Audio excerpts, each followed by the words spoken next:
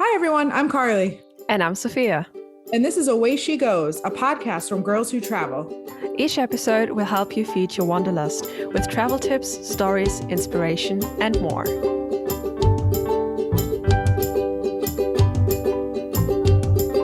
Away she goes.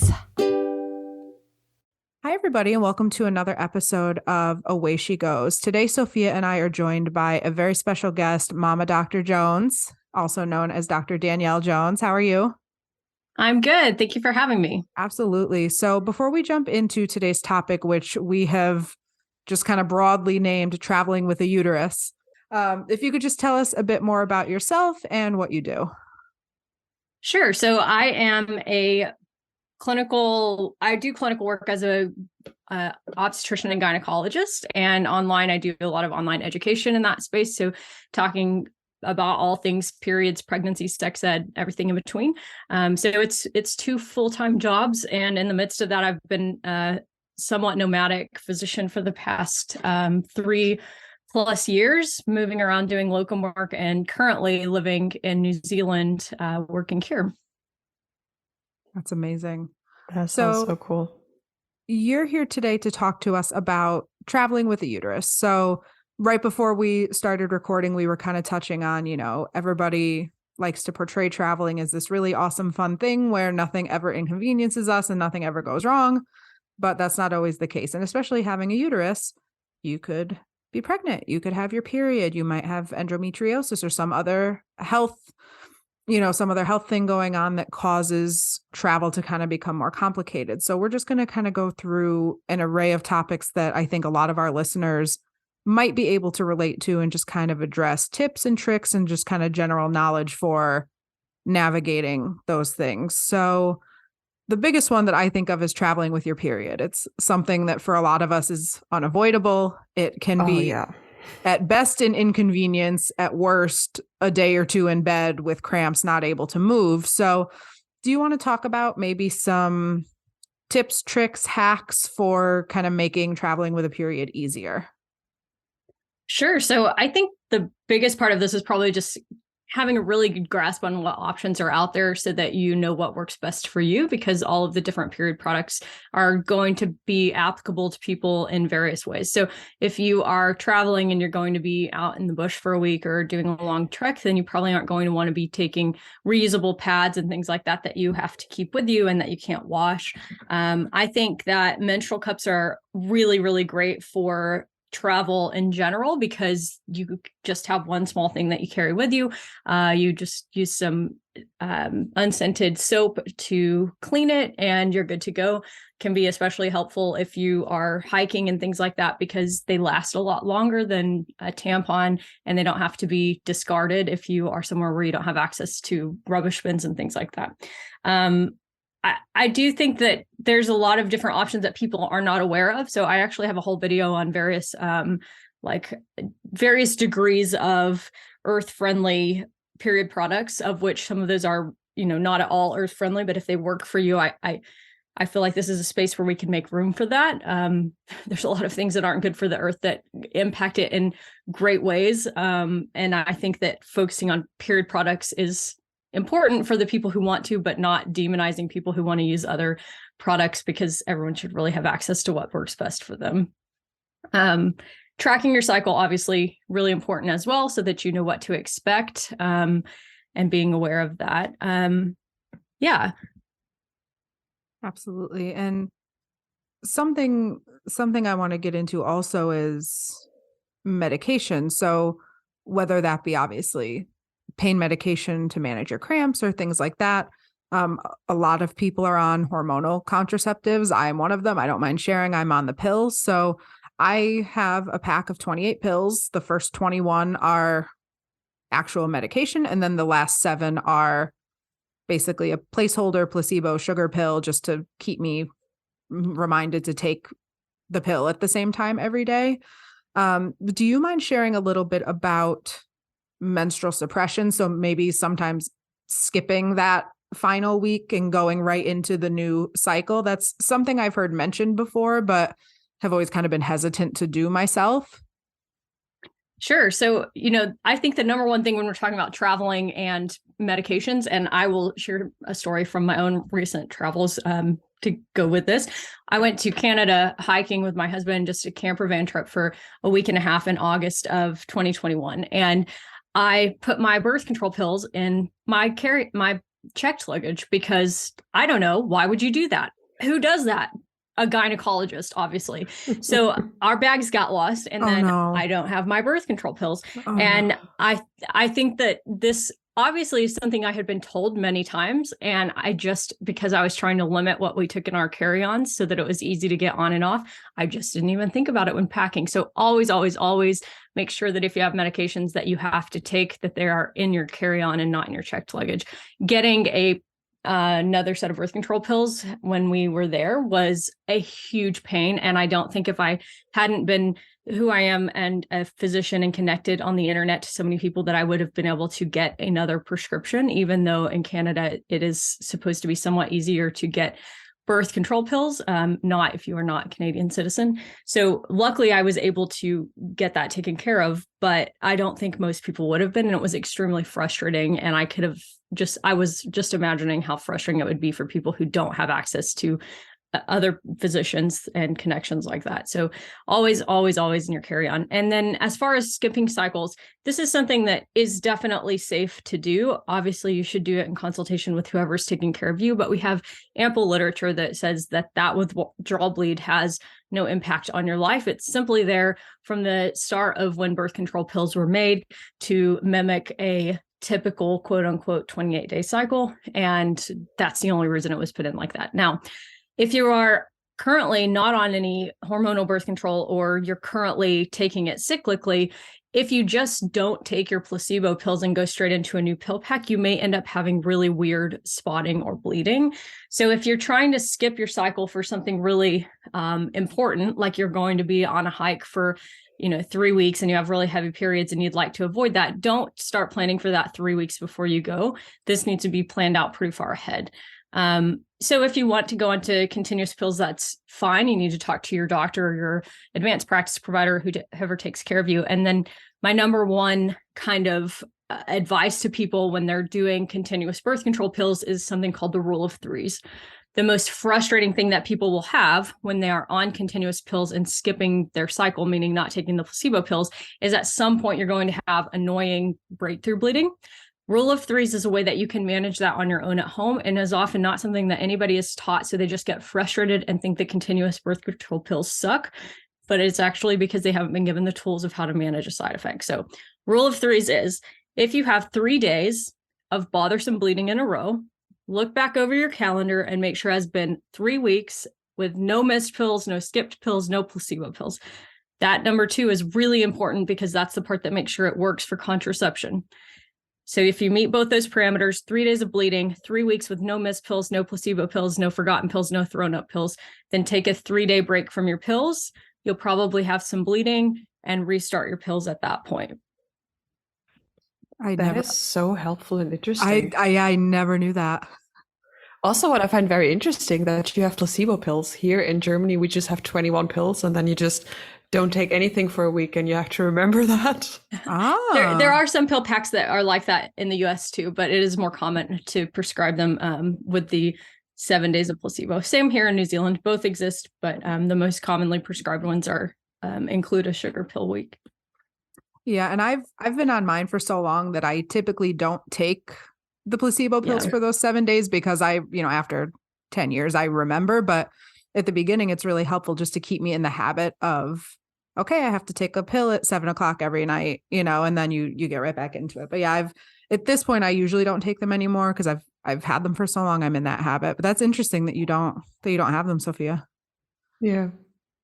You will, interestingly, so a lot of gynecologists really like IUDs, which are really great. I personally really like my birth control pills. Like someone will have to pry them out of my menopausal hands someday. But you won't find many gynecologists who do that week off. Almost, I don't know that I've ever talked to any of us who don't just continuously take the pills and then have a cycle when we start having bleeding and need to. Just because it's more convenient and there's really no downside to it. That's interesting. So, closely related to traveling with a period, if by chance you notice that you're not having your period for a while, you might be pregnant. So now what do you do? I obviously many of us I think know that there are important timeframes to kind of keep in mind. And I know you're going to talk to us a little bit about what those timeframes are, when to know when it's safe to fly or not. So if somebody has now graduated from periods to pregnancy, what are some tips, tricks, general knowledge that we should know? So flying while you're pregnant is going to be a very individual topic. So we can discuss it in really general terms. And then obviously this is an area that I will strongly add a warning of, I am a doctor, but not your doctor. Please talk to your doctor. But in general, 37 weeks is probably where most airlines are going to say, no, we don't deliver babies on this flight. Please find another mode of transportation. And at that point, there's nothing that magically becomes dangerous about it. So if somebody had an emergency and we could get the airline to agree, I wouldn't have a problem with someone taking a short flight at that point, like medically. It's most of the time going to be the airlines. Now, obviously, being on a long flight, like a international flight, anytime after about viability, 25, 26 weeks, you're really going to want to consider your risk and benefit to that. If it's something you really want or really need to travel for, that's, it's fine. But there is always a risk when you get on a flight like that, that something could happen in the middle of the Pacific Ocean and there's nothing that you can do at that moment.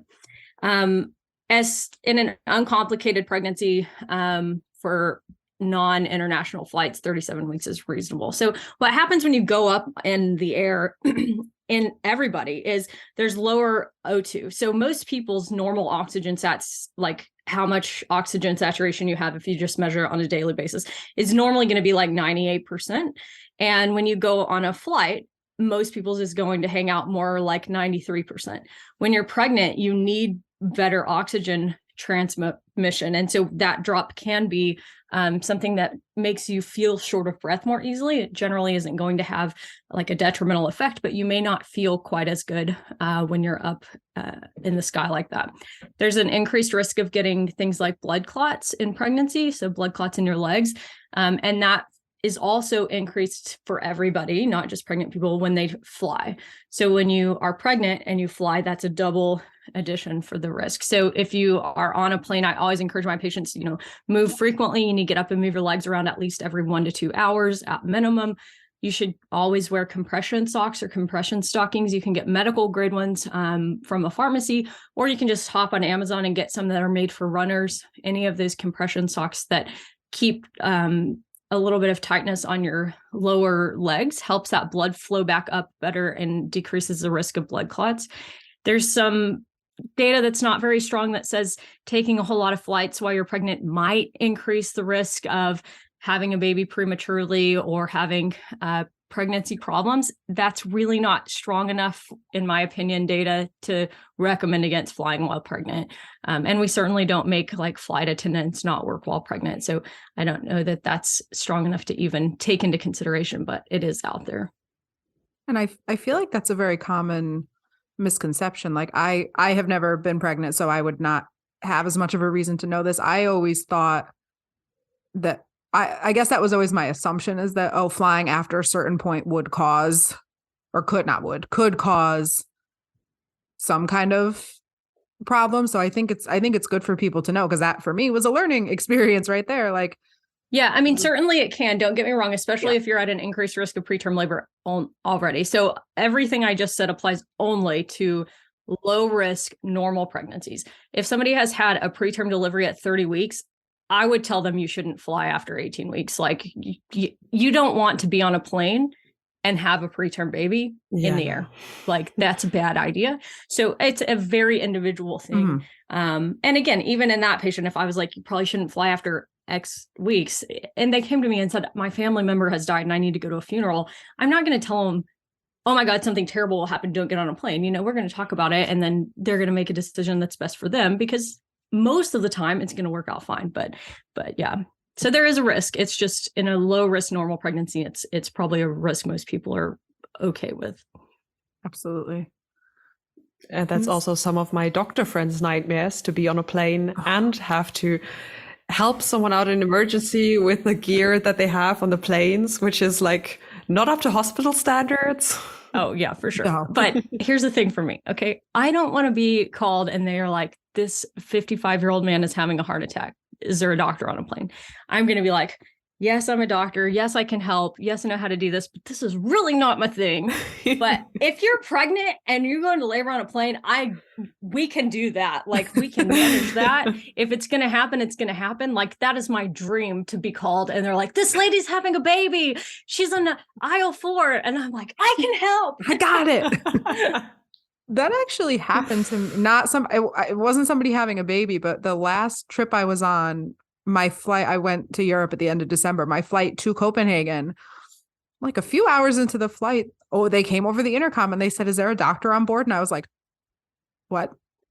And I was like, oh no. And the guy next to me sprung up out of his seat. And I was like, all right, good for you, sir. Like, you go deal with whatever it is. It wasn't somebody having a baby. I don't know what it was, but that was the first and only time that's ever actually happened to me on a flight. There was a news article not too long ago about a lady that had a baby on a flight to Hawaii. Like, she was like a preterm baby. She delivered it. It worked out fine. But when I was a medical student, one of my medical student classmates was on an international flight and the lady next to him died, like in her seat. On the flight? Oh God. Oh, goodness. Yeah. Like, he looked over and was like, excuse me. And there was like nothing they could do. So they moved him and like put a sheet over her. Oh, holy hell. Because they were like over the ocean. Isn't that terrible? God, Yeah. I can't even imagine. Yeah. Anyway. Well, and then I hear stories of people people do give birth on flights. It happens a lot. It's much better than someone just yeah, a bucket next to you. But I hear stories of, this woman gave birth on a flight and the airline is giving the family free flights for life. And I was like, damn, Mom, why couldn't you give birth to me on an airplane? Well, also, like, don't do that. And then I'm going to get pregnant and get on a flight every day until I have a baby on the flight. Right. Right. I'm like, now you're incentivizing people to do this. What are you thinking? Oh God. So I feel like we're working through the cycle of the life we should cycle. Have started with first periods, maybe. Well, yeah. So now that we've had our periods, now that we've been pregnant and had a baby, now it's time for menopause. We don't have our periods anymore. Now we don't have our periods at all anymore. So traveling with menopause. Now, obviously, none of us here are old enough to be traveling with menopause, but some of our listeners are. Some of us know people that are. So also, we'll get there eventually. And we'll get there. It's going to be something we're going to have to deal with, like it or not. So better be prepared. Yeah. So how does that change things? How does this affect people traveling? What is it that people kind of have to be aware of differently than somebody in their 20s, 30s, 40s who this isn't even on their radar yet? So menopausal symptoms typically are going to occur kind of in what we call the perimenopausal transition period, which is anywhere from about 4 to 8 years for most people. The average age of menopause is about 51, and that kind of transition period usually starts a couple of years prior to that. So anywhere from about 47 to late 50s is kind of the time frame where people will notice menopausal type symptoms. Obviously, the most common that you hear about are things like hot flashes, and that it's really just hormonal chaos that's going on for, a period of almost a decade of your life in some people. So the hot flashes can be really intrusive. Most people, I don't think, really understand just how intrusive into your life that hot flashes can be if they haven't had one or are like me and take care of people who do. So if you are currently experiencing that, the first thing I would say is meet with your doctor and talk to them, because hormonal replacement therapy can be life-changing in this time of life, and is something that you really should consider if you're having hot flashes that interfere with your ability to just have a normal life. Staying active is obviously really important. But as far as traveling and packing, you want to, make sure you're packing lots of layers so that you can layer up or down depending on if you're having hot flashes or feeling in general just more warm than usual. If you're sexually active, packing lubrication is super important. After menopause, there is lower estrogen, and that causes more dryness and kind of friction in the vaginal area. So that can be really helpful. And that may not be something that you have easy access to if you're going somewhere a little more remote.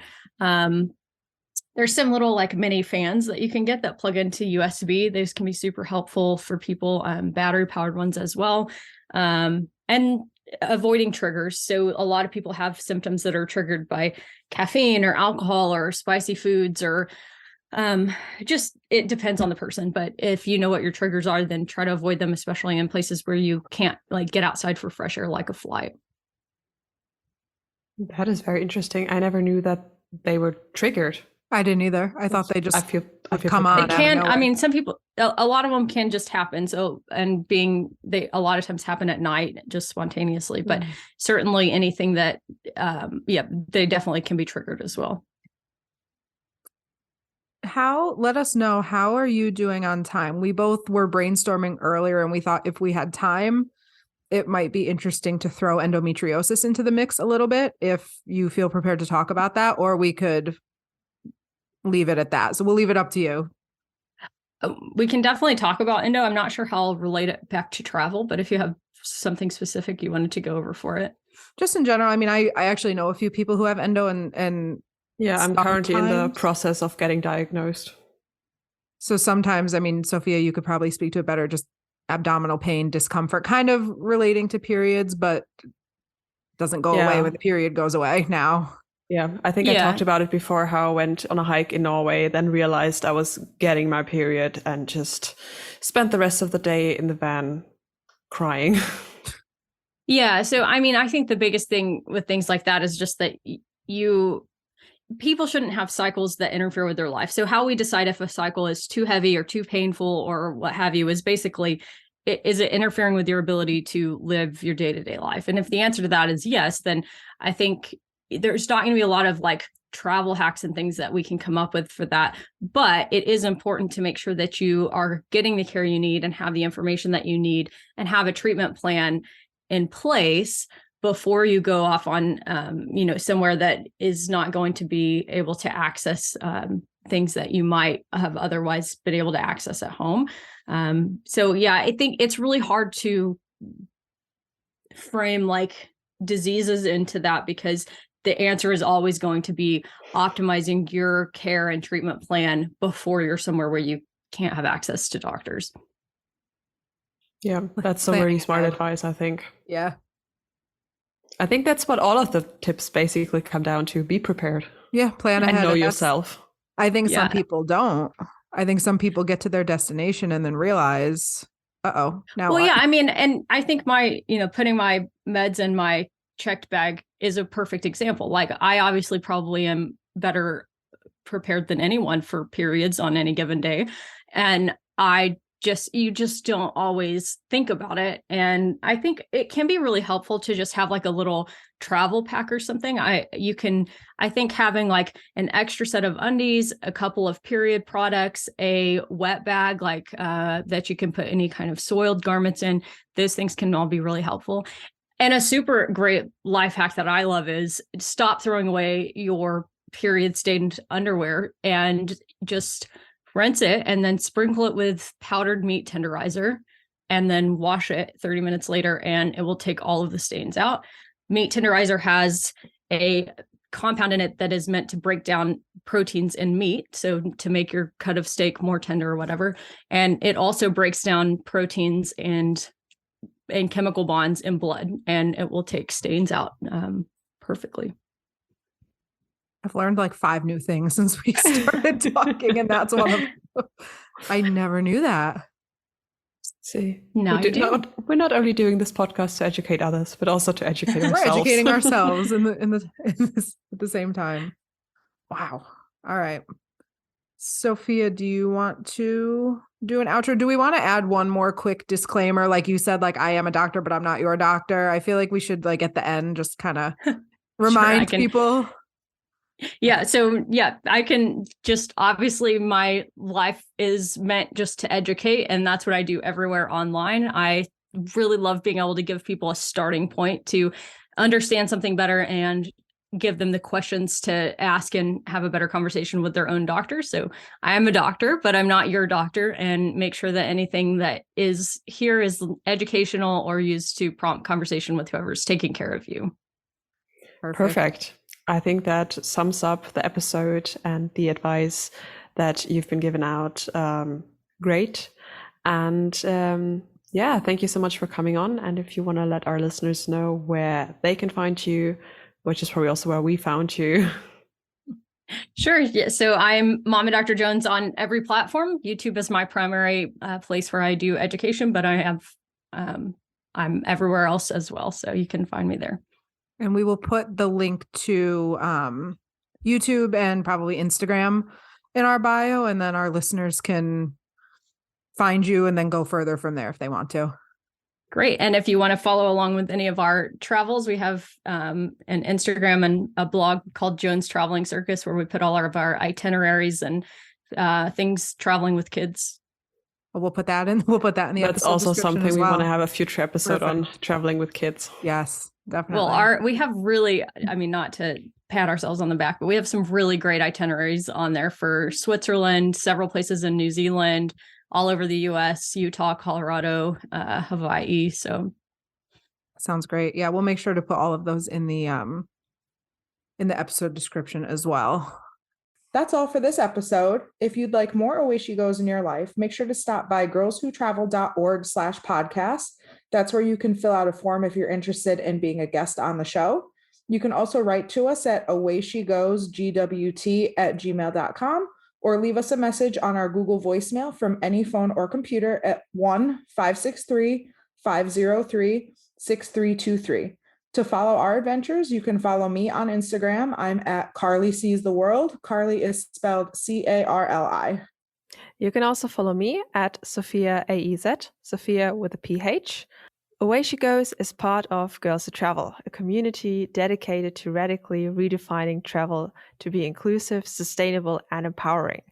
You can learn more about GWT, find travel tips and support, shop travel-themed items made by GWT members, and join our Facebook group with nearly 100,000 women all around the world at girlswhotravel.org. We can't wait to connect and explore with you. Away she goes.